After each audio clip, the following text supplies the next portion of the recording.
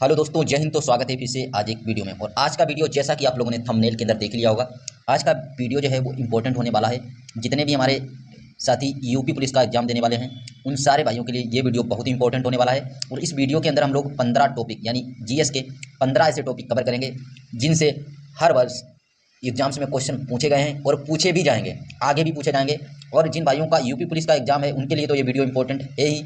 अगर कोई भाई अदर किसी एग्जाम्स की तैयारी करता है, जैसे एसएससी हो गया, रेलवे हो गया, अन्य किसी स्टेट एग्जाम्स की तैयारी करता है, उन सारे भाइयों के लिए भी ये वीडियो बहुत इंपॉर्टेंट होने वाला है।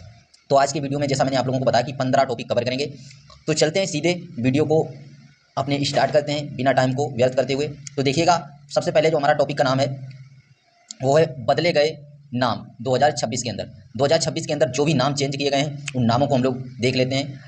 देखिएगा, केरल राज्य का नया नाम क्या रखा गया है, इंपॉर्टेंट है। केरल राज्य का जो नया नाम है वो केरलम कर दिया गया है, तो आप लोग याद रखिएगा। मनरेगा योजना का नया नाम क्या कर दिया गया है, वीवी ग्राम जी। वीवी ग्राम जी, यहाँ से क्वेश्चन पूछे जाने की संभावना है, तो आप लोग इस टॉपिक को कवर जरूर कीजिएगा। तो मैंने क्या बोला, मनरेगा जो योजना है उसका नाम चेंज करके वीवी ग्राम जी योजना कर दिया गया है। और पोर्ट ब्लेयर का नाम बदल कर क्या कर दिया गया है, सी विजयपुरम। तो पोर्ट ब्लेयर जो है उसका नया नाम हो गया है श्री विजयपुरम। और जोमेटो, जैसा कि आप लोगों ने सुना होगा, जोमेटो का नाम चेंज होकर क्या कर दिया गया है, इंटरनल कर दिया गया है। इंपॉर्टेंट है आपका। नेक्स्ट है हमारा S-400 एयर डिफेंस। ये जो हमारी मिसाइल थी S-400 एयर डिफेंस, इसका नाम चेंज करके क्या कर दिया गया है, सुदर्शन। सुदर्शन इंपॉर्टेंट है, याद जरूर रखिएगा। और नेक्स्ट हमारा है 6 नंबर पे चंद्रयान 3 लैंडिंग स्थल। इसका नाम चेंज करके क्या रखा गया है, शिव शक्ति बिंदु। शिव शक्ति बिंदु कर दिया गया है। आगे देखते हैं, आगे है प्रधानमंत्री कार्यालय PMO। इसका नाम चेंज करके क्या कर दिया गया है, इसका नाम चेंज करके सेवा तीर्थ कर दिया गया है। इंपॉर्टेंट है, याद जरूर रखिएगा। नेक्स्ट है आदमपुर हवाई अड्डे का नाम चेंज करके क्या कर दिया गया है, तो आदमपुर जो हवाई अड्डा है उसका नाम अभी चेंज हुआ है और उसका नाम श्री गुरु रविदास महाराज अंतर्राष्ट्रीय हवाई अड्डा कर दिया गया है। तो आप लोग याद रखिएगा, श्री गुरु रविदास महाराज हवाई अड्डा। नेक्स्ट है हमारा 9 नंबर पे जुबीन गर्ग द्वीप का नया नाम क्या कर दिया गया है, सेंट जॉन्स द्वीप। इंपॉर्टेंट है, याद जरूर रखिएगा। आगे 10 नंबर पे हमारा अहमदनगर रेलवे स्टेशन का नया नाम क्या कर दिया गया है, तो अहमदनगर रेलवे स्टेशन का नया नाम अहिल्यानगर रेलवे स्टेशन कर दिया गया है। तो ये थे टॉप 10 जो भी नाम हमारे चेंज हुए हैं, उन नामों को हम लोगों ने डिस्कस किया। और इस टॉपिक से क्वेश्चन पूछे जाने की संभावना बहुत ज़्यादा है, तो आप लोग इन्हें याद जरूर कीजिएगा। आगे देखते हैं अपने दूसरे नेक्स्ट टॉपिक को। और हमारा जो अगला टॉपिक है वो है पद्म अवार्ड 2026। यहाँ से भी क्वेश्चन पूछे जाने की संभावना है। तो पद्म अवार्ड 2026 में किन किन व्यक्तियों को दिए गए हैं उनको हम लोग एक बार देख लेते हैं। तो देखिएगा, पद्म विभूषण, पहले पद्म विभूषण देख लेते हैं। 5 व्यक्तियों को दिया गया है। नंबर 1 पे है धर्मेंद्र सिंह देओल, इनको भी पद्म अवार्ड दिया गया है, पद्म विभूषण। 2 नंबर पे KT थॉमस, ये केरल के हैं, इनको भी पद्म विभूषण दिया गया है। नेक्स्ट है N राजम, कला से संबंधित हैं और इन्हें ये यूपी के हैं, इनको भी दिया गया है पद्म विभूषण। नेक्स्ट है P नारायण, इन्हें साहित्य के लिए दिया गया है और ये केरल के निवासी हैं। नेक्स्ट है BS अच्युत नंदन, ये भी केरल के हैं, इनको भी पद्म विभूषण अवार्ड दिया गया है। तो पद्म विभूषण अवार्ड कितने व्यक्तियों को दिए गए हैं, 5 व्यक्तियों को दिए गए हैं। Dharmendra Singh, KT Thomas, N Rajam, P Narayan, BS Achuthanandan. तो इन 5 व्यक्तियों का नाम आप लोग याद जरूर रखिएगा। अब हम लोग देखते हैं पद्म भूषण। पद्म भूषण अवार्ड कितने व्यक्तियों को दिए गए हैं, तो 5 व्यक्तियों के नाम इंपॉर्टेंट है, इनको देखिएगा। अलका याग्निक, इनका भी दिया गया है पद्म भूषण अवार्ड, अलका याग्निक। श्री मुरली जी का नाम आप लोग याद रखिएगा। पीयूष पांडे और शिबू सोरेन, इनको भी दिया गया है पद्म भूषण अवार्ड। और विजय अमृत राज, इंपॉर्टेंट नाम है विजय अमृत राज। ये 5 नंबर पे जो विजय अमृत राज हैं, इनका नाम आप लोग जरूर याद रखिएगा, इनके बारे में पूछा जा सकता है। तो पद्म भूषण अवार्ड भी 5 व्यक्तियों को दिए गए हैं और उनके नाम हम लोगों ने डिस्कस कर लिए हैं। आगे देखते हैं पद्मश्री अवार्ड। और पद्मश्री अवार्ड में किन किन व्यक्तियों के नाम इंपॉर्टेंट हैं, उन व्यक्तियों को हम लोग डिस्कस कर लेते हैं। जैसे कि बलदेव सिंह को दिया गया है 2026 के अंदर पद्मश्री। नेक्स्ट है हरमनप्रीत कौर अपनी खिलाड़ी हैं, इनको भी दिया गया है। R माधवन को दिया गया है और अपने क्रिकेटर रोहित शर्मा जी का नाम और हरमनप्रीत कौर जी का नाम आप लोग याद जरूर रखिएगा। इन्हें पद्मश्री अवार्ड दिया गया है 2026 के अंदर। और इस वर्ष 2026 में 5 पद्म विभूषण और 13 पद्म भूषण और 113 पद्मश्री अवार्ड दिए गए हैं। तो टोटल कितने पद्मश्री अवार्ड इस वर्ष दिए गए हैं, 113 + 13 + 5, तो कितने हो गए, 131। 2026 में 131 पद्मश्री अवार्ड दिए गए हैं। ऐसे भी क्वेश्चन पूछा जा सकता है कि 2026 के अंदर कितने पद्मश्री अवार्ड दिए गए हैं, तो 131 दिए गए हैं, याद रखिएगा। ये जो थे हमारे पद्मश्री अवार्ड, ये हमने डिस्कस कर लिए। अब हम लोग अपने नेक्स्ट टॉपिक पे चलते हैं। और ये टॉपिक भी इंपॉर्टेंट है, इस टॉपिक से भी क्वेश्चन हर साल पूछे जाते हैं। एसएससी का ये टॉपिक फेवरेट है, लोक नृत्य यानी फोल्क डांसेज। और सभी गवर्नमेंट एग्जाम्स में यहाँ से क्वेश्चन पूछे जाने की संभावना बहुत ज़्यादा होती है, तो हम लोग डिस्कस कर लेते हैं। जैसे कि उत्तर प्रदेश में कौन कौन से लोक नृत्य हैं, तो रासलीला आप लोग याद रखिएगा, नौटंकी याद रखिएगा, चरकुला होता है, चरकुला याद रखिएगा, कजरी याद रखिएगा, ख्याल याद रखिएगा। ये पांचों उत्तर प्रदेश के अंदर हैं, जिनमें नौटंकी और रासलीला और चरकुला और कजरी वेरी वेरी इंपॉर्टेंट है। ख्याल के बारे में भी कभी कभी पूछा जाता है, ये सारे इंपॉर्टेंट है, आप लोग याद जरूर रखिएगा। इनका संबंध कहाँ से? उत्तर प्रदेश से। नेक्स्ट देखिएगा बिहार, बिहार में कौन कौन से हैं? तो झझिया, झझिया, जट जाटिन इंपॉर्टेंट है। जट जाटिन कहाँ से संबंधित है? तो जट जाटिन जो लोक नृत्य है वो बिहार राज्य से संबंधित है। नेक्स्ट है हमारा भाऊजी, भाऊजी और समा चकबा, ये भी याद रखिएगा। अब हम लोग झारखंड के लोक नृत्य देख लेते हैं। छऊ, छऊ कहाँ से संबंधित है? झारखंड से। पाइका, सरहुल, सरहुल कहाँ से संबंधित है? झारखंड से, और कई बार पूछा गया है। फगु और कर्मा, ये इनका संबंध कहाँ से? झारखंड से। नेक्स्ट जो है वो हमारा है मध्य प्रदेश, और मध्य प्रदेश में कौन कौन से लोक नृत्य इंपॉर्टेंट है उनको देख लेते हैं। एक है गबरी, तामा, भैंरिया, माटकी और मगनी। मगनी इंपॉर्टेंट है, मगनी कहाँ का है? मध्य प्रदेश का है। राजस्थान देख लेते हैं, राजस्थान में घूमर इंपॉर्टेंट है। गेर, कालबेलिया बहुत इंपॉर्टेंट है, कई बार पूछा गया है। कालबेलिया कहाँ से संबंधित है? राजस्थान। कच्ची घोड़ी और चकरी, इनका संबंध कहाँ से? राजस्थान से। कालबेलिया राजस्थान, आप लोग याद जरूर रखिएगा। नेक्स्ट देख लेते हैं हरियाणा, हरियाणा में कौन कौन से लोग लेते हैं? एक है फाग, एक है सौंग, एक है घूमर, हरियाणवी घूमर, और एक है खोरिया, ये हरियाणा से संबंधित है। और पंजाब हमारे लिए इंपॉर्टेंट है, और पंजाब में भांगड़ा, गिद्दा, समी और घूमर, झूमर इंपॉर्टेंट है, जिसमें भांगड़ा और गिद्दा को आप लोग जरूर याद रखिएगा। गिद्दा और भांगड़ा के बारे में कई बार पूछा जा चुका है। आगे देख लेते हैं हिमाचल प्रदेश, और हिमाचल प्रदेश में कौन कौन से लोक नृत्य इंपॉर्टेंट हैं? जैसे कि नाटी, थली, कुलबी नाटी और छम और धोड़ा। इनमें हमारा नाटी इंपॉर्टेंट है और थली इंपॉर्टेंट है, इनको याद जरूर रखिएगा। इनका संबंध कहाँ से? हिमाचल प्रदेश से। उत्तराखंड देख लेते हैं, उत्तराखंड में झोड़ा, छोलिया, छोलिया इंपॉर्टेंट है। थारू नृत्य और रमणान, रम्माण नृत्य और चांचरी, इनका संबंध कहाँ से? उत्तराखंड से। नेक्स्ट जो हमारा इंपॉर्टेंट स्टेट है वो है छत्तीसगढ़, और छत्तीसगढ़ के देख लेते हैं राउत नाचा, राउत नाचा जो कहाँ का है? ये छत्तीसगढ़ का है। सुआ, पंथी, कर्मा और डंडारी, डंडारी को याद जरूर रखिएगा, डंडारी का संबंध कहाँ से? छत्तीसगढ़ से। और नेक्स्ट हमारा जो इंपॉर्टेंट है वो है महाराष्ट्र, और महाराष्ट्र में हम लोग लावड़ी को नहीं स्किप कर सकते। लावड़ी कई बार एग्जाम से पूछा जा चुका है। लावड़ी जो लोक नृत्य है वो कहाँ से संबंधित है? महाराष्ट्र से। पोवाड़ा है, कोली है, और तमाशा का संबंध भी कहाँ से?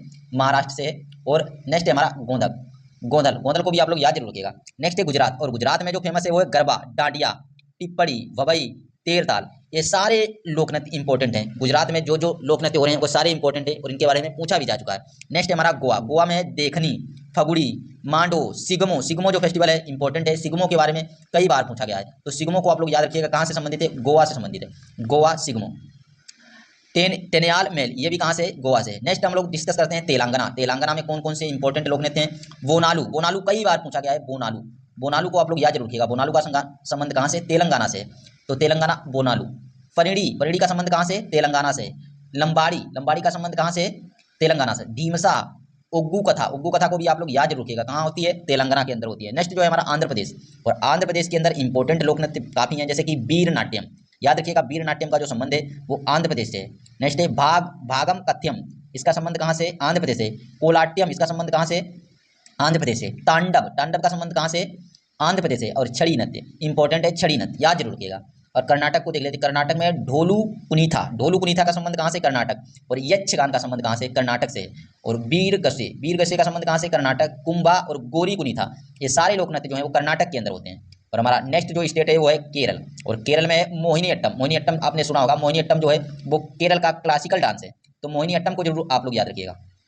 और थेयम, थेयम को भी याद रखिएगा। माहिया टड्डू, इसको भी याद रखिएगा।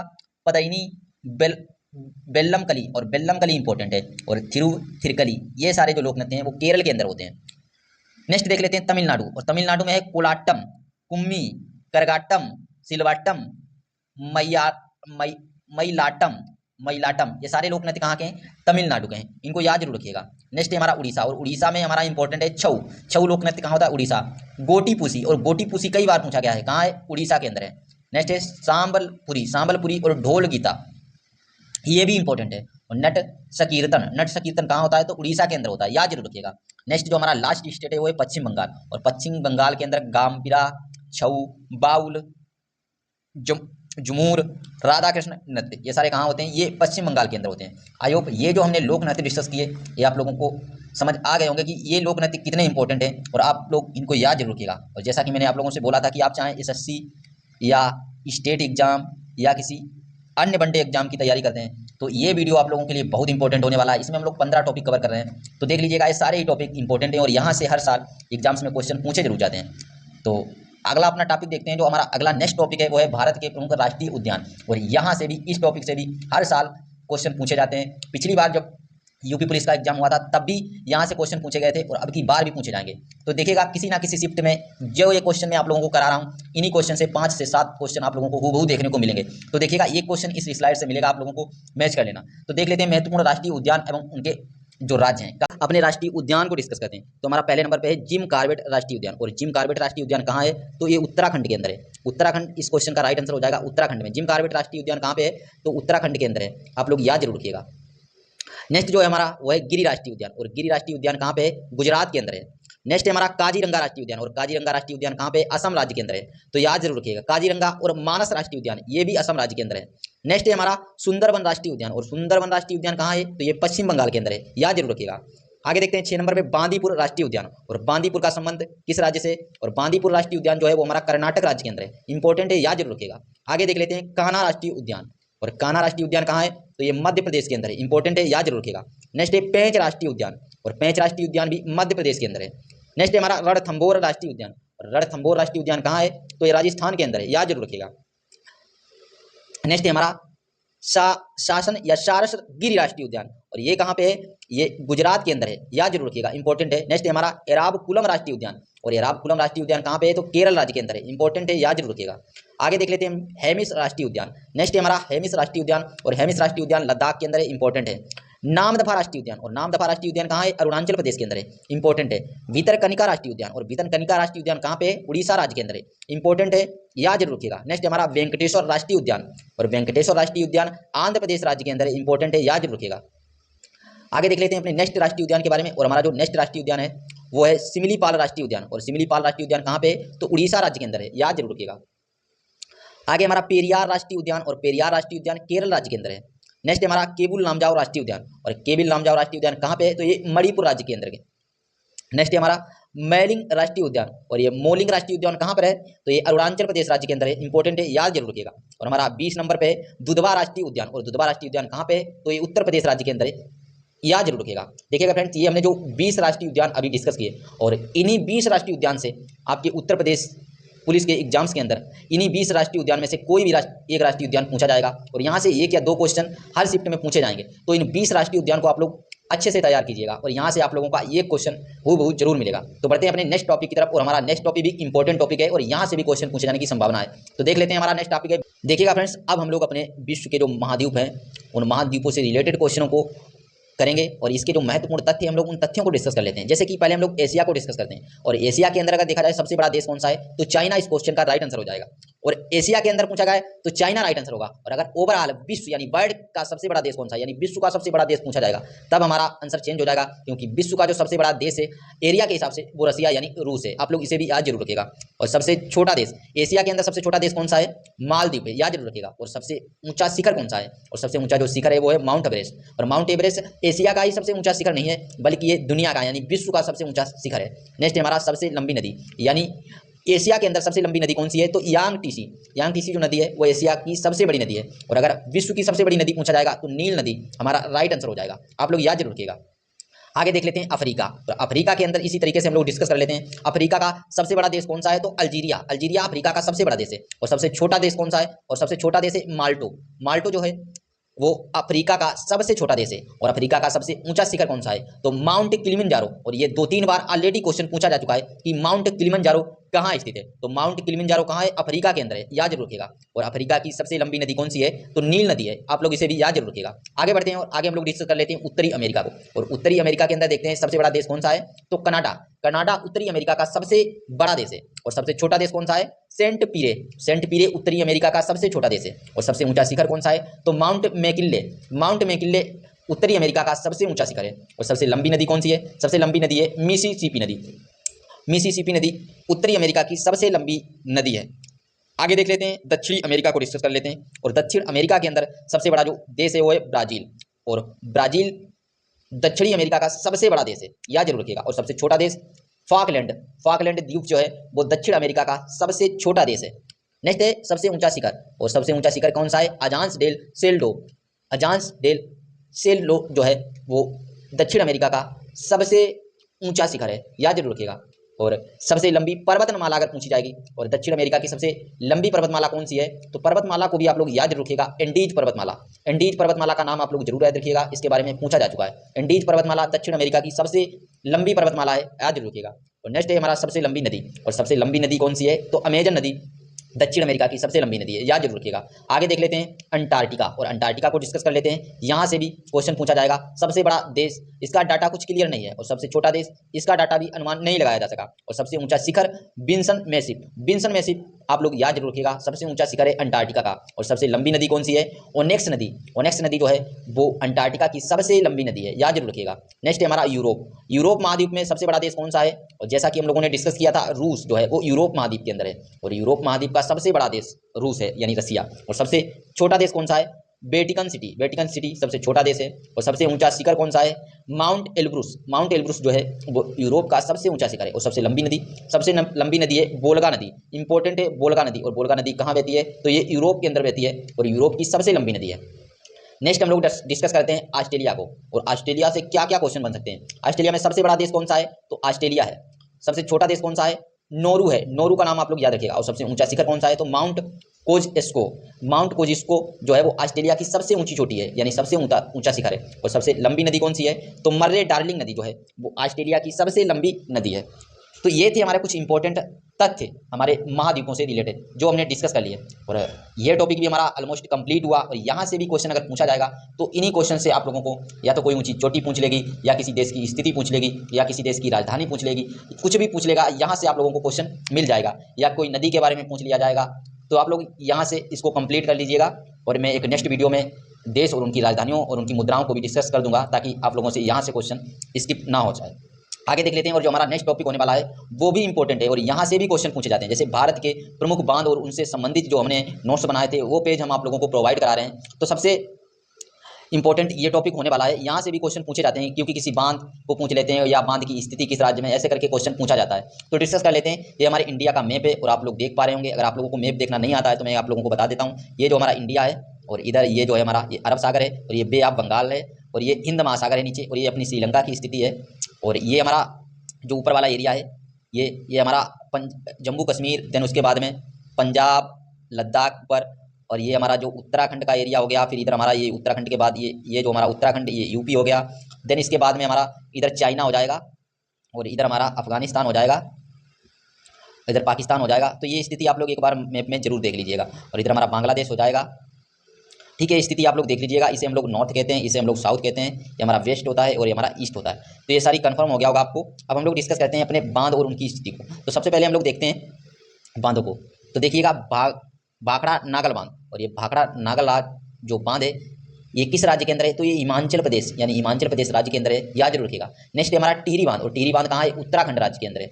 नेक्स्ट है हमारा सरदार सरोवर बांध, और सरदार सरोवर बांध कहाँ पे है, तो गुजरात के अंदर है। नेक्स्ट है हमारा हीराकुंड बांध, और हीराकुंड बांध कहाँ पे, उड़ीसा के अंदर है। और ये किस नदी के ऊपर है, तो ये महानदी के ऊपर है। इंपॉर्टेंट है, ये भी पूछा जाता है कि कौन सा बांध किस नदी के ऊपर है, तो हीराकुंड बांध जो है वो उड़ीसा के अंदर है और महानदी पे, इंपॉर्टेंट है। नेक्स्ट है हमारा नागा सागर अर्जुन बांध, और ये नागा सागर अर्जुन बांध कहाँ पे है, तो ये तेलंगाना राज्य के अंदर है, इंपॉर्टेंट है। नेक्स्ट हमारा इंदिरा सागर बांध, और इंदिरा सागर बांध कहाँ पे, मध्य प्रदेश राज्य के अंदर है। रिहंद बांध, और रिहंद बांध कहाँ पे है, ये उत्तर प्रदेश के अंदर है और इंपॉर्टेंट है। और ये किस नदी पे है, और ये रिहंद नदी पे है, इंपॉर्टेंट है, याद रखिएगा। कोयना बांध, और कोयना बांध इंपॉर्टेंट है, याद रखिएगा, महाराष्ट्र के अंदर है, कई बार पूछा जा चुका है। मेट्टूर बांध, और मेट्टूर बांध कहाँ पे है, और ये तमिलनाडु के अंदर है, मेट्टूर बांध इंपॉर्टेंट है। कृष्ण राज सागर बांध कहाँ पे, और ये कर्नाटक राज्य के अंदर है, इंपॉर्टेंट है, याद जरूर रखिएगा। और गांधी सागर बांध, और गांधी सागर बांध कहाँ पे, मध्य प्रदेश राज्य के अंदर है। मयूराक्षी बांध, और मयूराक्षी बांध कहाँ पे, पश्चिम बंगाल के अंदर, इंपॉर्टेंट है, याद जरूर रखिएगा। सलाल बांध, और सलाल बांध परियोजना कहाँ पे, तो ये जम्मू कश्मीर के अंदर, इंपॉर्टेंट है, याद जरूर रखिएगा। 14 नंबर पे इडुक्की बांध है, और इडुक्की बांध कहाँ पे, और केरल के अंदर है, इंपॉर्टेंट है, याद जरूर रखिएगा। और नेक्स्ट है हमारा मुल्ला पेरियार बांध, और ये मुल्ला पेरियार बांध भी केरल के अंदर है, इंपॉर्टेंट है। इडुक्की बांध और मुल्ला पेरियार बांध केरल के अंदर है, याद जरूर रखिएगा। तो ये थे हमारे 15 जो इंपॉर्टेंट बांध और इन बांधों की स्थिति, और जो मैंने आप लोगों को डिस्कस कराई है। और इन 15 बांध से अगर क्वेश्चन पूछा जाएगा तो आप लोगों को मिल जाएगा, यहीं से पूछा जाएगा। आप लोग इनके नाम और इनकी स्थिति को याद जरूर कीजिएगा। और नेक्स्ट देख लेते हैं कुछ इंपॉर्टेंट तथ्य जहां से कई बार क्वेश्चन पूछे गए हैं और आगे भी पूछे जाएंगे। तो देखिएगा, हम लोग डिस्कस कर लेते हैं इंपॉर्टेंट तथ्य को, जैसे कि टिहरी बांध, और टिहरी बांध जो है वो भारत का सबसे ऊंचा बांध है, इंपॉर्टेंट है, याद जरूर रखिएगा। नेक्स्ट है भाखड़ा नागल बांध, और भाखड़ा नागल बांध कहाँ पर है, सतलुज नदी के ऊपर स्थित है, याद जरूर रखिएगा। नेक्स्ट हमारा हीराकुंड बांध, और हीराकुंड बांध दुनिया के सबसे लंबे मिट्टी के बांधों में से एक है, इंपॉर्टेंट है। सबसे लंबा बांध कौन सा है, तो सबसे लंबा बांध जो है वो हीराकुंड बांध हो जाएगा। नेक्स्ट है हमारा सरदार सरोवर बांध, और सरदार सरोवर बांध किस नदी के ऊपर है, तो ये नर्मदा नदी के ऊपर है, इंपॉर्टेंट है, याद जरूर रखिएगा। और नागा सागर अर्जुन बांध, और नागा अर्जुन सागर बांध जो है वो कृष्णा नदी के ऊपर है, इंपॉर्टेंट है, याद जरूर रखिएगा। इंदिरा सागर बांध भारत का सबसे बड़ा जलाशय है, इंपॉर्टेंट है, ये पॉइंट याद जरूर रखिएगा। इंदिरा सागर जो बांध है वो भारत का सबसे बड़ा जलाशय है। और कोयना बांध, जैसा कि मैंने अभी आप लोगों से ऊपर डिस्कस किया था, कोयना बांध कहाँ पे है, तो ये जल विद्युत उत्पादन के लिए प्रसिद्ध है, इंपॉर्टेंट है। अब आप लोगों को कमेंट बताना है कि कोयना बांध कहाँ पे है। आगे देखते हैं कृष्णराज सागर बांध, और ये किस नदी के ऊपर है, तो कावेरी नदी के ऊपर है कृष्णराज सागर बांध, इंपॉर्टेंट है, याद जरूर रखिएगा। और इडुक्की बांध अभी मैंने डिस्कस किया, केरल का प्रसिद्ध आर्च बांध है, और केरल के अंदर है इडुक्की बांध, याद जरूर रखिएगा। और रिहंद बांध उत्तर प्रदेश का प्रमुख बहुउद्देशीय परियोजना है, यानी रिहंद बांध जो है वो उत्तर प्रदेश की प्रमुख बहुउद्देशीय परियोजना है, याद जरूर रखिएगा। नेक्स्ट इधर हम लोग देख लेते हैं, याद रखने की ट्रिक है, यहाँ से भी क्वेश्चन अगर आप भूल जाते हैं तो कर सकते हैं, याद रखने की ट्रिक है। वाटीशरहीना, वाटीशरहीना ये आप अगर याद रख लेते हैं तो भा से बन जाएगा भाखड़ा नागल बांध, और टी से बन जाएगा टिहरी बांध, और सार से बन जाएगा सरदार सरोवर बांध, और ही से बन जाएगा हीराकुंड बांध, और ना से बन जाएगा नागा सागर अर्जुन बांध। तो इंपॉर्टेंट है, याद जरूर रखिएगा, ऐसे आप लोग याद रख सकते हैं। और ये था हमारा जो भी बांध परियोजनाओं से रिलेटेड हमारा टॉपिक, इसको हम लोगों ने कवर किया। और आई होप यहाँ से अगर क्वेश्चन पूछा जाएगा तो यही स्लाइड जो है इसी से आप लोगों को देखने को मिल जाएगा। बाकी आप लोग कमेंट में बताइएगा कि ये जो स्लाइड थी वो आपको कैसी लगी, और ये जो मैं वीडियो बना रहा हूँ वो आपको लग रहा है कि इंपॉर्टेंट है या नहीं। आगे देख चलते हैं और अपने नेक्स्ट टॉपिक को कवर कर लेते हैं। और नेक्स्ट टॉपिक भी हमारा इंपॉर्टेंट है, और ये टॉपिक इतना इंपॉर्टेंट है, यहाँ से क्वेश्चन हर बार पूछा जाता है, चाहे कोई स्टेट पीसीएस का एग्जाम हो, या कोई वनडे एग्जाम हो, या एसएससी हो, या रेलवे हो, यहाँ तक कि यूपीएससी भी यहाँ से क्वेश्चन पूछती है। तो आप लोग देखिएगा, इंपॉर्टेंट है। भारत इतिहास का प्रमुख युद्ध, यानी जो भारतीय इतिहास में प्रमुख युद्ध लड़े गए थे, जो लड़ाइयाँ लड़ी गई थी, वो किस वर्ष लड़ी गई थी और किन किन के बीच लड़ी गई थी, ये मैं सब आपको एक स्लाइड के अंदर ही प्रोवाइड करा दूंगा, और इसे याद कीजिएगा, यहाँ से भी क्वेश्चन पूछे जाने की संभावना है। तो एक तरफ हम लोगों ने युद्ध लिखे हैं, एक तरफ उसका वर्ष यानी कब लड़ा गया था, और एक तरफ किसके किसके बीच लड़े गए थे और कौन विजय हुआ था, यानी कौन जीता था। तो देख लेते हैं सबसे पहले कलिंग युद्ध। और कलिंग युद्ध कब लड़ा गया था, तो ये 261 ईसा पूर्व में लड़ा गया था। और ये किसके किसके बीच लड़ा गया था, तो ये सम्राट अशोक और कलिंग राजा के मध्य हुआ था, और इसमें अशोक विन कर गया था, यानी अशोक विजेता रहा था। नेक्स्ट है हमारा तराइन का प्रथम युद्ध, इंपॉर्टेंट है। और तराइन का जो प्रथम युद्ध है वो 1191 ईस्वी के अंदर हुआ था, और ये जो युद्ध है वो पृथ्वीराज चौहान और मोहम्मद गोरी के बीच हुआ था, और इसमें पृथ्वीराज चौहान विजेता रहे थे, यानी जीत गए थे। और नेक्स्ट हमारा जो युद्ध होगा वो तराइन सेकंड होगा, और इसके अंदर जो पृथ्वीराज चौहान है वो मोहम्मद गोरी से हार जाएंगे। तो देख लेते हैं तराइन का सेकंड यानी तराइन का दूसरा युद्ध कब हुआ, 1192 के अंदर होता है, और इसमें पृथ्वीराज चौहान बनाम मोहम्मद गोरी होते हैं, और इसमें मोहम्मद गोरी जीत जाता है। 1191 में तराइन फर्स्ट में पृथ्वीराज चौहान जीते थे, और सेकंड में मोहम्मद गोरी जीत जाता है। और नेक्स्ट है हमारा पानीपत का प्रथम युद्ध, और पानीपत का प्रथम युद्ध 1526 ईस्वी में हुआ था, और ये बाबर एवं इब्राहिम लोदी के बीच में हुआ था, और इसमें बाबर जीत गया था। और जैसा कि आप लोगों को पता होगा कि इब्राहिम लोदी जो था वो दिल्ली सल्तनत का अंतिम शासक था, और जब दिल्ली सल्तनत का अंतिम शासक हार गया तो दिल्ली सल्तनत के ऊपर एक नए वंश यानी मुगल वंश की स्थापना हो गई थी 1526 के अंदर। और मुगल वंश की स्थापना किसने कर दी थी, तो बाबर ने कर दी थी। याद जरूर रखिएगा, पानीपत का प्रथम युद्ध इंपॉर्टेंट है, यहाँ से एक नए वंश की शुरुआत होती है, तो ये इंपॉर्टेंट हो जाता है। पानीपत का प्रथम युद्ध कब हुआ था, तो 1526 ईस्वी में हुआ था।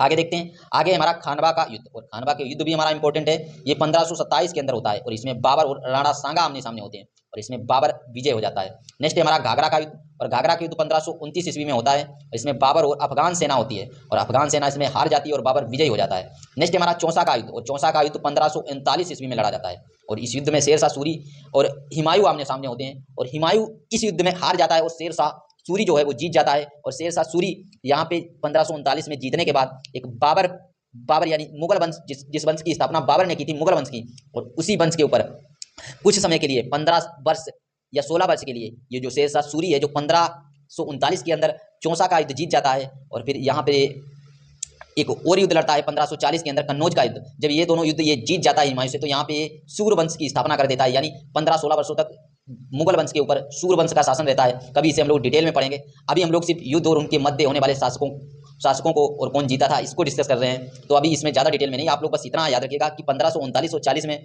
शेरशाह सूरी जब लगातार हुमायूं से 2 युद्ध जीत जाता है, तो मुगल वंश यानी जो बाबर ने स्थापित किया था उस वंश के ऊपर शेरशाह सूरी एक नए वंश की स्थापना कर देता है, और उसे हम लोग सूर्य वंश के नाम से जानते हैं। और कभी हम लोग सूर्य वंश को और शेरशाह सूरी को डिटेल में पढ़ेंगे।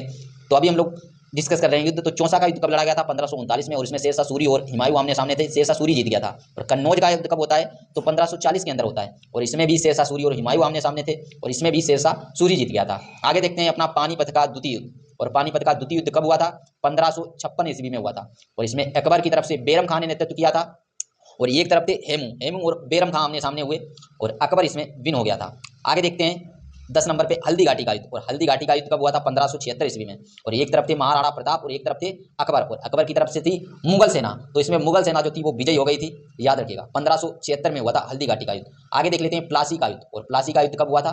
तो 1757 के अंदर हुआ था। एक तरफ अंग्रेज थे और एक तरफ था सिराजुद्दौला, और इसमें अंग्रेज जीत जाते हैं। नेक्स्ट है बक्सर का युद्ध, और बक्सर का युद्ध हुआ था 1764 के अंदर, और एक तरफ थे अंग्रेज और एक तरफ था मीर कासिम, शुजाउद्दौला और शाह आलम द्वितीय। तो अंग्रेज इस युद्ध में भी जीत जाते हैं। बक्सर का युद्ध इंपॉर्टेंट है, 1764 ईस्वी में, याद जरूर रखिएगा। नेक्स्ट है हमारा पानीपत का तृतीय युद्ध, और पानीपत का जो हमारा तृतीय युद्ध है वो कब हुआ था? तो ये 1761 ईस्वी में हुआ था, और एक तरफ थी मराठा सेना और एक तरफ था अहमद शाह अब्दाली। और इस युद्ध में, पानीपत के तृतीय युद्ध में, मराठा संघ हार जाता है और अहमद शाह अब्दाली जीत जाता है। नेक्स्ट है हमारा प्रथम स्वतंत्रता संग्राम, और प्रथम स्वतंत्रता संग्राम कब हुआ था? 1857 के अंदर हुआ था, और इसमें भारतीय क्रांतिकारी एक तरफ थे और एक तरफ थे अंग्रेज, और इसमें भी अंग्रेज सफल रहे थे स्वतंत्रता संग्राम को दबाने में, तो इसमें भी अंग्रेज जीत गए थे। नेक्स्ट है हमारा कलिंग युद्ध, और कलिंग युद्ध हमारा कब हुआ था? 1999 के अंदर हुआ था, और एक तरफ था भारत और एक तरफ था पाकिस्तान, और इसमें भारत विजयी हुआ था। तो ये थे हमारे कुछ इंपॉर्टेंट युद्ध और उनसे संबंधित जो प्रमुख शासक थे, किनके किनके बीच में लड़े गए थे, वो सारे हमने डिस्कस किए, और किस वर्ष लड़े गए थे उनका हमने टाइम लाइन भी देखा। तो यहाँ से अगर क्वेश्चन पूछा जाएगा तो इसी स्लाइड से आपको देखने को मिल जाएगा। या तो वो ये पूछेगा कि किस वर्ष लड़ा गया था, वर्ष के बारे में पूछेगा, या किस किस शासक के बीच हुआ था ये पूछ लेगा, या कौन विजयी हुआ था। तो आप लोग याद जरूर रखिएगा। आगे हम लोग देख लेते हैं हमारा जो नेक्स्ट टॉपिक होने वाला है वो भी इंपॉर्टेंट है, और यहाँ से भी क्वेश्चन पूछे गए, और यहाँ से क्वेश्चन पूछे जाने की संभावना भी है। पुरस्कार और सम्मान, पुरस्कार और सम्मान इंपॉर्टेंट क्वेश्चन। यहाँ से जो क्वेश्चन है वो हम लोग देख लेते हैं इंपॉर्टेंट क्वेश्चन कौन कौन से बन सकते हैं। तो सबसे पहले हम लोग देख लेते हैं अर्जुन पुरस्कार की शुरुआत कब हुई थी? तो 1961 के अंदर हुई थी, याद रखिएगा। नेक्स्ट हमारा द्रोणाचार्य पुरस्कार की शुरुआत कब हुई थी? तो 1985 के अंदर हुई थी द्रोणाचार्य पुरस्कार की शुरुआत। नेक्स्ट है मेजर ध्यानचंद पुरस्कार की शुरुआत कब हुई थी? और 2002 के अंदर मेजर ध्यानचंद पुरस्कार की शुरुआत हुई थी, याद रखिएगा। भारत रत्न की शुरुआत कब हुई थी? तो भारत रत्न की शुरुआत 1954 के अंदर हुई थी। इंपॉर्टेंट है, याद जरूर रखिएगा। ये चारों जो अवार्ड हैं, जो पुरस्कार हैं, ये कब स्टार्ट हुए थे इनके बारे में पूछा जाता है, तो याद जरूर रखिएगा। नेक्स्ट हमारा भारत रत्न भारत का कौन सा सम्मान है? तो जो भारत रत्न है वो भारत का सर्वोच्च नागरिक सम्मान है, इंपॉर्टेंट है, याद जरूर रखिएगा। नेक्स्ट पद्म पुरस्कार कितने प्रकार के होते हैं? और जैसा कि हम लोगों ने पहले डिस्कस किया था, पद्म जो पुरस्कार हैं वो 3 प्रकार के होते हैं। एक पद्म श्री हो गया, एक पद्म भूषण हो गया, एक पद्म विभूषण हो गया। आगे बढ़ते हैं और आगे देखते हैं पद्म विभूषण। पद्म विभूषण किस क्षेत्र में दिया जाता है?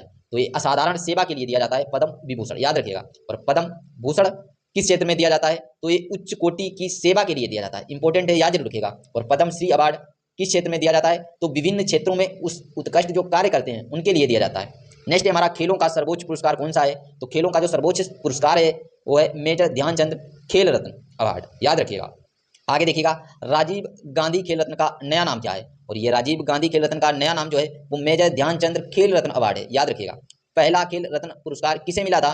तो पहला खेल रत्न पुरस्कार जो है वो विश्वनाथ आनंद को मिला था, याद जरूर रखिएगा। आगे देखिएगा अर्जुन पुरस्कार किस क्षेत्र में दिया जाता है? तो अर्जुन अवार्ड जो है वो खेल के क्षेत्र में दिया जाता है, इंपॉर्टेंट है, याद जरूर रखिएगा। आगे द्रोणाचार्य पुरस्कार किसे दिया जाता है? और ये द्रोणाचार्य पुरस्कार जो है वो कोच को दिया जाता है, इंपॉर्टेंट है, याद जरूर रखिएगा। आगे देखिएगा 15 नंबर पॉइंट पे देखिएगा मेजर ध्यानचंद पुरस्कार किसके लिए दिया जाता है? तो ये खेल के क्षेत्र में दिया जाता है। और आगे देखिएगा पद्म पुरस्कार कब घोषित किए जाते हैं? तो ये 26 जनवरी को घोषित किए जाते हैं, 26 जनवरी इस क्वेश्चन का राइट आंसर होगा। आगे 17 नंबर भारत रत्न किसके द्वारा दिया जाता है? तो ये भारत रत्न जो है वो भारत के राष्ट्रपति के द्वारा दिए जाते हैं, याद जरूर रखिएगा। आगे देखिएगा और आगे जो हमारा नेक्स्ट पॉइंट है 18 नंबर पॉइंट को देखिएगा अर्जुन पुरस्कार कौन देता है? तो युवा कार्यक्रम एवं खेल मंत्रालय जो है वो अर्जुन अवार्ड को वितरित करता है, यानी देता है। 19 नंबर है मेजर ध्यानचंद पुरस्कार किसके नाम पर है? तो ये हॉकी के खिलाड़ी ध्यानचंद के नाम पर रखा गया है, यह मेजर ध्यानचंद अवार्ड। नेक्स्ट है हमारा 20 नंबर पद्म पुरस्कार किसके द्वारा दिए जाते हैं? और पद्म पुरस्कार भी भारत के राष्ट्रपति के द्वारा दिए जाते हैं, याद जरूर रखिएगा। तो ये थे हमारे कुछ इंपॉर्टेंट खेल से संबंधित क्वेश्चन, यहाँ से भी क्वेश्चन पूछे जाने की संभावना है जो मैंने आप लोगों को डिस्कस करा दिए। आगे हम लोग देख लेते हैं अपना नेक्स्ट टॉपिक, और नेक्स्ट टॉपिक भी हमारा इंपॉर्टेंट होने वाला है, यहाँ से भी क्वेश्चन पूछे जाते हैं। भारतीय धार्मिक सामाजिक एवं राष्ट्रीय आंदोलन और कब कब किस किस संस्था की स्थापना हुई, किस वर्ष हुई, कौन संस्थापक था, यहाँ से क्वेश्चन पूछे जाते हैं। तो इनको हम लोग एक बार डिस्कस कर लेते हैं। तो सबसे पहले देखिएगा एक तरफ हम लोगों ने संस्थाओं के नाम लिख रखे हैं और एक तरफ उनका स्थापना वर्ष है और एक तरफ उनके संस्थापक के नाम लिखे हुए हैं। तो सबसे पहले हम लोग देख लेते हैं ब्रह्म समाज, और ब्रह्म समाज की जो स्थापना है वो 1828 ईस्वी के अंदर हुई थी। और किसने की थी? तो राजा राममोहन राय ने की थी, इंपॉर्टेंट है, याद जरूर रखिएगा, कई बार एग्जाम्स में पूछा जा चुका है। नेक्स्ट हमारा आर्य समाज, और आर्य समाज की स्थापना 1875 के अंदर हुई थी और किसने की थी? स्वामी दयानंद सरस्वती ने की थी, याद रखिएगा। नेक्स्ट हमारा रामकृष्ण मिशन, और रामकृष्ण मिशन की जो स्थापना है वो 1897 ईस्वी में हुई थी और स्वामी विवेकानंद ने इसकी स्थापना की थी, यानी इसके संस्थापक कौन थे? तो स्वामी विवेकानंद जी थे। नेक्स्ट हमारा प्रार्थना समाज, और प्रार्थना समाज की स्थापना जो है वो 1967 के अंदर हुई थी। और किसने किसने की थी? तो एम.जी. रानाडे और आत्माराम पांडुरंग, इन दोनों व्यक्तियों ने मिलकर प्रार्थना समाज की स्थापना की थी। तो एम.जी. रानाडे और आत्माराम पांडुरंग, इन दोनों व्यक्तियों का नाम आप लोग याद जरूर रखिएगा। नेक्स्ट देख लेते हैं आगे। और आगे वेद समाज, और वेद समाज की स्थापना किसने की थी? 1864 के अंदर आचार्य केशव चंद्र सेन ने वेद समाज की स्थापना की थी। और ये क्वेश्चन हमें लगता है यूपी पीसीएस में पूछा जा चुका है। वेद समाज की स्थापना किसने की थी? तो 1864 के अंदर आचार्य केशव चंद्र सेन ने की थी। आगे देखिएगा, आगे हमारा सत्य शोधक समाज, और सत्य शोधक समाज भी इंपॉर्टेंट है। 1873 ईस्वी में इसकी स्थापना ज्योतिबा फूले ने की थी। नेक्स्ट है एशियाटिक सोसाइटी, और एशियाटिक सोसाइटी की स्थापना 1764 ईस्वी में हुई थी, सॉरी 1784 ईस्वी में हुई थी। और 1784 ईस्वी में किसने की थी? तो विलियम जोन्स ने की थी। इंपॉर्टेंट है, याद जरूर रखिएगा। एशियाटिक सोसाइटी 1784 ईस्वी में इसकी स्थापना हुई थी। आगे देखिएगा, नेक्स्ट है हमारा थियोसोफिकल सोसाइटी, और थियोसोफिकल सोसाइटी की स्थापना 1875 के अंदर किसने की थी? मैडम ब्लॉट्सबस्की ने की थी। इंपॉर्टेंट है, याद जरूर रखिएगा। आत्मीय सभा, और आत्मीय सभा की स्थापना 1815 ईस्वी में राजा राम मोहन राय ने की थी। वेदांत कॉलेज, और वेदांत कॉलेज की भी स्थापना 1825 ईस्वी के अंदर राजा राम मोहन राय ने की थी। इंपॉर्टेंट है, वेदांत कॉलेज और आत्मीय सभा दोनों की स्थापना राजा राम मोहन राय ने की है। और ऊपर ब्रह्म समाज 1828 राजा राम मोहन राय ने की है। आगे देखते हैं, और आगे हमारा युवा बंगाल आंदोलन। इंपॉर्टेंट है, युवा बंगाल आंदोलन कब हुआ था? 1826 के अंदर हुआ था। और हेनरी लुइस विवियन डिरोजियो, इन्होंने ये इसके संस्थापक रहे थे, यानी इन्होंने लीड किया था इसको। तो युवा बंगाल आंदोलन कब हुआ था? 1826 के अंदर हुआ था। नेक्स्ट है हमारा तत्वबोधनी सभा, और तत्वबोधनी सभा की जो स्थापना है वो 1839 के अंदर हुई थी, और देवेंद्र नाथ ठाकुर ने की थी। इंपॉर्टेंट नाम है देवेंद्र नाथ ठाकुर। नेक्स्ट है हमारा ब्रिटिश सार्वजनिक सभा, और ब्रिटिश सार्वजनिक सभा की स्थापना 1843 के अंदर हुई थी, और दादा भाई नौरोजी ने की थी। इंपॉर्टेंट है, याद जरूर रखिएगा। ब्रिटिश सार्वजनिक सभा 3 स्टार का क्वेश्चन है, ब्रिटिश सार्वजनिक सभा। और 1843 ईस्वी में दादा भाई नौरोजी ने इसकी स्थापना की थी। परमहंस मंडली, और परमहंस मंडली की स्थापना 1848 ईस्वी में हुई थी, और किसने की थी? गोपाल हरि देशमुख ने की थी। इंपॉर्टेंट है, गोपाल हरि देशमुख का नाम याद जरूर रखिएगा। आगे देख लेते हैं, आगे हमारा Aligarh Mohammedan Anglo Oriental College. Important है, Aligarh Mohammedan Anglo Oriental College, और इसकी स्थापना 1875 ईस्वी में हुई थी, और किसने की थी? सर सैयद अहमद खान ने की थी। इंपॉर्टेंट है, याद जरूर रखिएगा। Next east India association, east India association की स्थापना कब हुई थी? 1866 ईस्वी में हुई थी, और किसने की थी? दादा भाई नौरोजी ने की थी। नेक्स्ट हमारा पूना सार्वजनिक सभा, और पूना सार्वजनिक सभा की जो स्थापना है वो 1867 के अंदर हुई थी, और एम.जी. रानाडे ने की थी। एम.जी. रानाडे जी का नाम याद रखिएगा। नेक्स्ट हमारा फॉरवर्ड ब्लॉक की स्थापना कब हुई थी? 1939 के अंदर हुई थी, और किसने की थी? सुभाष चंद्र बोस ने की थी। इंपॉर्टेंट है, याद जरूर रखिएगा। आगे देखिएगा, आगे इंडियन एसोसिएशन, और इंडियन एसोसिएशन की स्थापना 1876 के अंदर हुई थी, और आनंद मोहन बोस और सुरेंद्र नाथ बनर्जी जी ने इसकी स्थापना मिलकर की थी। तो आनंद मोहन बोस और सुरेंद्र नाथ बनर्जी जी का नाम आप लोग याद जरूर रखिएगा। नेक्स्ट है हमारा भारतीय राष्ट्रीय कांग्रेस, और भारतीय राष्ट्रीय कांग्रेस 1885 के अंदर इसकी स्थापना होती है, और कौन करता है? ए.ओ. होम इसकी स्थापना करते हैं, यानी ए.ओ. होम के नेतृत्व में 1885 ईस्वी में भारतीय राष्ट्रीय कांग्रेस की स्थापना होती है। नेक्स्ट है हमारा शारदा सदन, और शारदा सदन की स्थापना 1889 के अंदर होती है, और कौन करता है शारदा भवन की स्थापना और शारदा सदन की स्थापना? रमाबाई जी करती हैं। तो रमाबाई जी का नाम आप लोग याद रखिएगा। नेक्स्ट है हमारा अभिनव भारत संस्था, और अभिनव भारत संस्था की स्थापना 1904 के अंदर होती है, और कौन करता है? विनायक दामोदर सावरकर जी। विनायक दामोदर सावरकर जी अभिनव भारत संस्था की स्थापना करते हैं। नेक्स्ट जो हमारा है वो सर्वेंट्स ऑफ इंडिया सोसाइटी, और सर्वेंट्स ऑफ इंडिया सोसाइटी की स्थापना कब होती है? तो 1905 के अंदर होती है। इंपॉर्टेंट है, 1905 का वर्ष। 1905 में सर्वेंट्स ऑफ इंडिया सोसाइटी की स्थापना गोपाल कृष्ण गोखले जी करते हैं, और 1905 का वर्ष इसलिए भी इंपॉर्टेंट है क्योंकि 1905 के अंदर ही होता है बंगाल डिवाइडेशन, यानी बंगाल का विभाजन 1905 के अंदर ही होता है। इसे भी आप लोग याद जरूर रखिएगा। नेक्स्ट है हमारा मुस्लिम लीग, और मुस्लिम लीग की स्थापना कब होती है?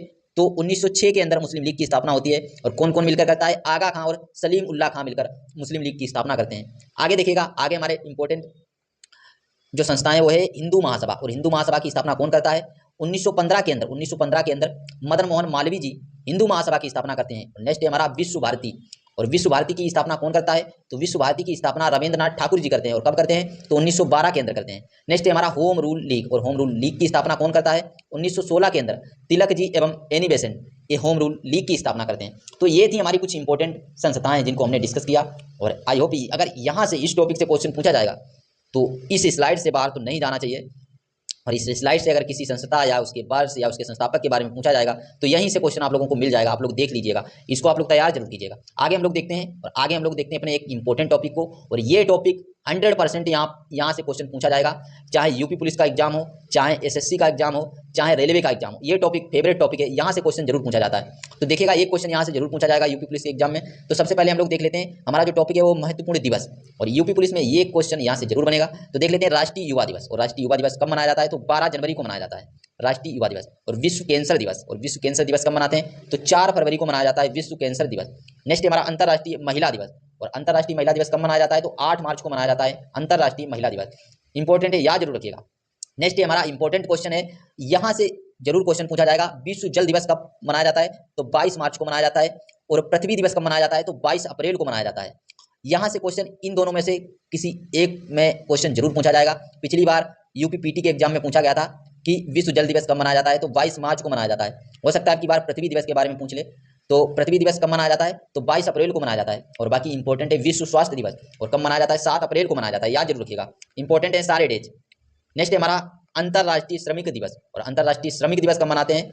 1 मई को मनाते हैं। नेक्स्ट हमारा इंपॉर्टेंट है विश्व रेड क्रॉस दिवस, और विश्व रेड क्रॉस दिवस कब मनाया जाता है? तो 8 मई को मनाया जाता है। इंपॉर्टेंट है, याद जरूर रखिएगा। नेक्स्ट हमारा विश्व पर्यावरण दिवस, और विश्व पर्यावरण दिवस कब मनाते हैं? 5 जून को मनाते हैं, याद जरूर रखिएगा। अंतर्राष्ट्रीय योग दिवस के बारे में पूछा गया है, तो अंतर्राष्ट्रीय योग दिवस कब मनाया जाता है? 21 जून को मनाया जाता है। विश्व जनसंख्या दिवस कब मनाया जाता है? 11 जुलाई को मनाया जाता है। कारगिल विजय दिवस कब मनाया जाता है? तो 26 जुलाई को मनाया जाता है। ये सारे ही डेज इंपॉर्टेंट है, और यहीं से क्वेश्चन पूछा जाएगा। नेक्स्ट हमारा अंतर्राष्ट्रीय बाघ दिवस, और अंतर्राष्ट्रीय बाघ दिवस कब मनाया जाता है? 29 जुलाई को मनाया जाता है, याद जरूर रखिएगा। आगे देखिएगा, आगे हमारा राष्ट्रीय खेल दिवस, और राष्ट्रीय खेल दिवस कब मनाया जाता है?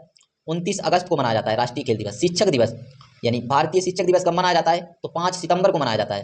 हिंदी दिवस, हिंदी दिवस कब मनाया जाता है? तो 14 सितंबर को मनाते हैं हिंदी दिवस। नेक्स्ट हमारा ओजोन परत संरक्षण दिवस, और इंपॉर्टेंट है ओजोन परत संरक्षण दिवस कब मनाया जाता है?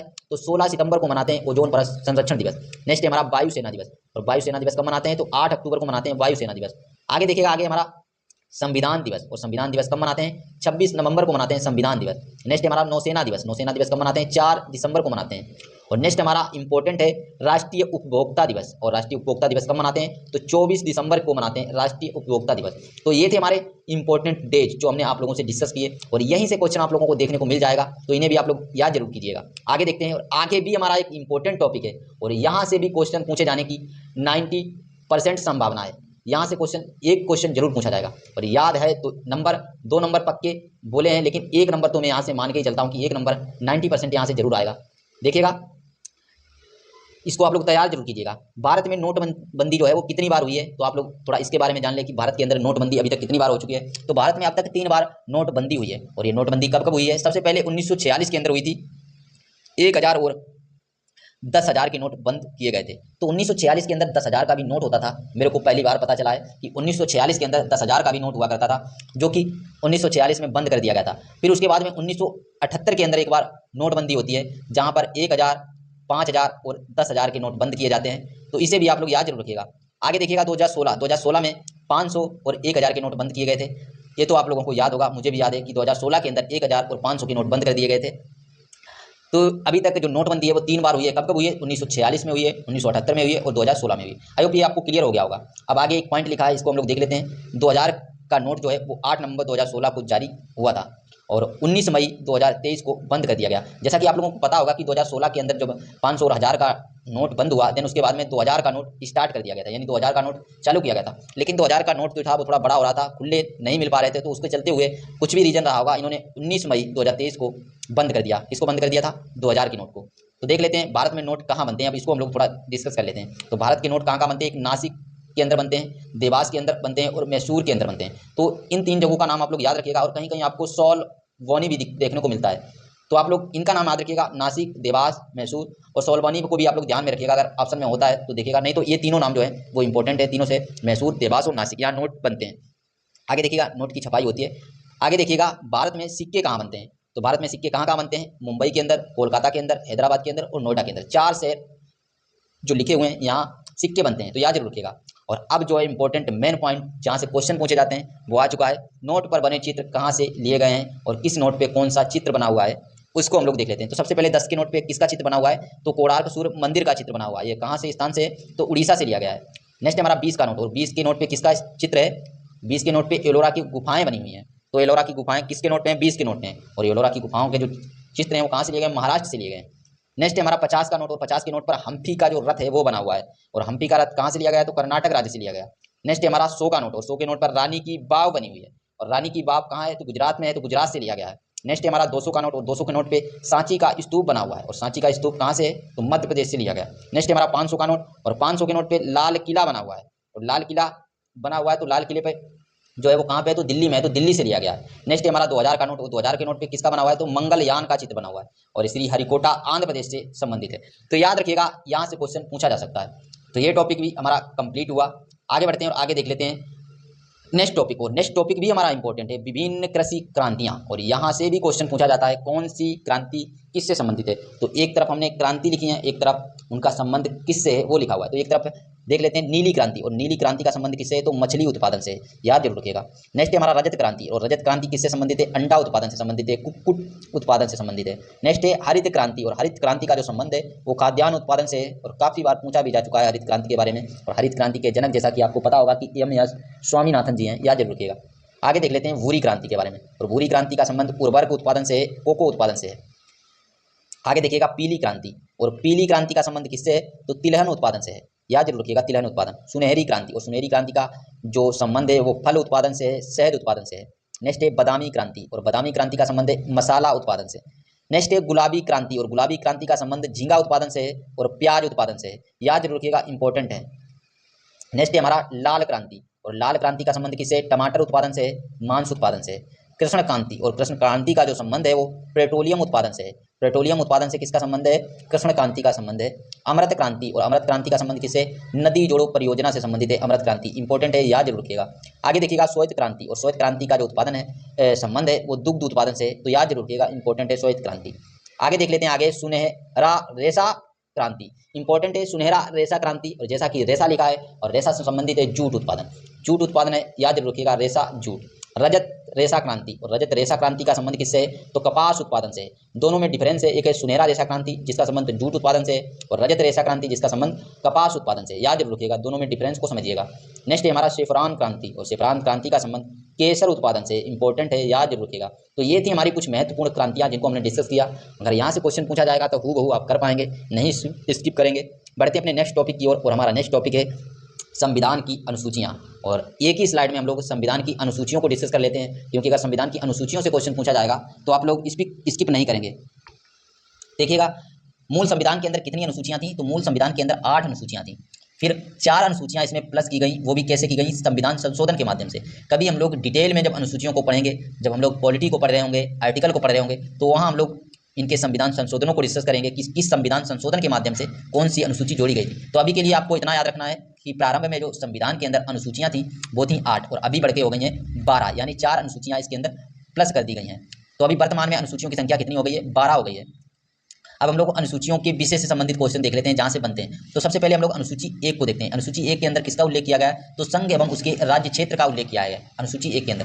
और अनुसूची 2 के अंदर वेतन एवं भत्ते की बात की गई है, और अनुसूची 3 के अंदर शपथ की बात की गई है, अनुसूची 3 के अंदर शपथ की बात की गई है, तो शपथ अनुसूची 3 के अंदर रखी गई है। आगे देख लेते हैं, और आगे हमारा अनुसूची 4, और अनुसूची 4 में किसका उल्लेख है, तो राज्यसभा में सीटों का आवंटन की बात की गई है अनुसूची 4 के अंदर। नेक्स्ट है अनुसूची 5, और अनुसूची 5 के अंदर अनुसूचित जाति एवं जनजाति यानी SC/ST क्षेत्रों का जो प्रशासन व नियंत्रण है उसका उल्लेख किया गया है। अनुसूची 5 इंपॉर्टेंट है, पूछा जा सकता है कि अनुसूची 5 के अंदर किसका उल्लेख किया गया है, तो SC/ST क्षेत्रों का प्रशासन एवं नियंत्रण की बात की गई है। नेक्स्ट है अनुसूची 6, और अनुसूची 6 के अंदर अनुसूचित जनजाति क्षेत्रों का प्रशासन एवं नियंत्रण की बात की गई है, याद जरूर रखिएगा।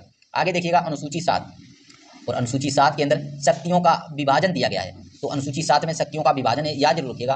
अनुसूची 8 में भाषाएं दी गई हैं, तो अनुसूची 8 के अंदर भाषाओं का उल्लेख किया गया है। नेक्स्ट है अनुसूची 9, और अनुसूची 9 के अंदर भूमि सुधार का उल्लेख किया गया है। नेक्स्ट देख लेते हैं अनुसूची 10, और अनुसूची 10 के अंदर दल बदल कानून के बारे में बताया गया है, यानी दल बदल कानून का जो संबंध है वो 10वीं अनुसूची है, याद जरूर रखिएगा। 11वीं अनुसूची में पंचायती राज के बारे में है, और 12वीं अनुसूची में नगर पालिका के संबंधित जो भी है उसका उल्लेख किया गया है। तो ये थी हमारी 12 अनुसूचियाँ, और इनके अंदर क्या क्या कौन कौन से विषय को रखा गया है वो हमने डिस्कस कर लिया। और कभी हम लोग डिटेल में अनुसूचियों को पढ़ेंगे तो हम लोग देखेंगे कि कौन कौन सी अनुसूची किस किस की संविधान संशोधन के माध्यम से जोड़ी गई थी, तो वहाँ हम लोग डिस्कस कर लेंगे। तो देखते हैं अपने नेक्स्ट टॉपिक को। तो यहाँ से आप लोग अगर पूछा जाएगा तो आप लोग क्वेश्चन कर पाएंगे, याद रखिएगा। आगे देख लेते हैं, आगे हमारा इंपॉर्टेंट है, यहाँ से भी क्वेश्चन पूछा गया है, तो देख लेते हैं। जहाँ से क्वेश्चन पूछा जा रहा है वहीं से मैंने टॉपिक को उठाया। देखिए कोयला उत्पादन में प्रमुख राज्य, कोयला उत्पादन में प्रमुख राज्य याद जरूर रखिएगा।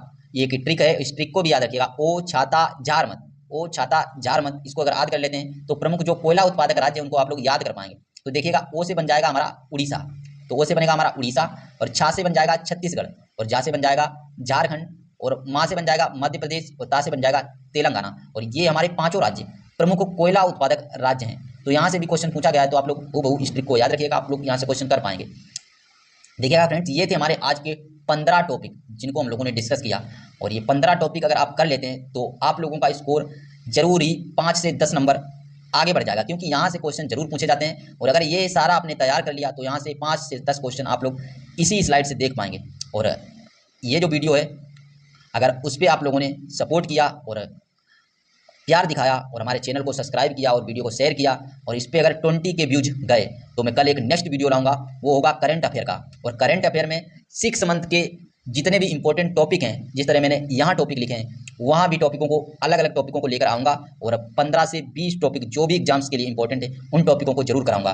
तो आज के लिए मैं आप लोगों से यही उम्मीद करूँगा कि वीडियो को बहुत सारा प्यार देंगे और इस वीडियो को पूरा देखेंगे और वीडियो को शेयर करेंगे और लाइक करेंगे। और अगर आप लोगों को सच में वीडियो अच्छा लगा है और कंटेंट अच्छा लगा है तो एक प्यारा सा कमेंट जरूर करेंगे, ताकि मुझे मोटिवेशन मिले और मैं आप लोगों के लिए और ज़्यादा मेहनत कर सकूं। तो मिलते हैं कल नेक्स्ट वीडियो में, तब तक के लिए जय हिंद, जय भारत।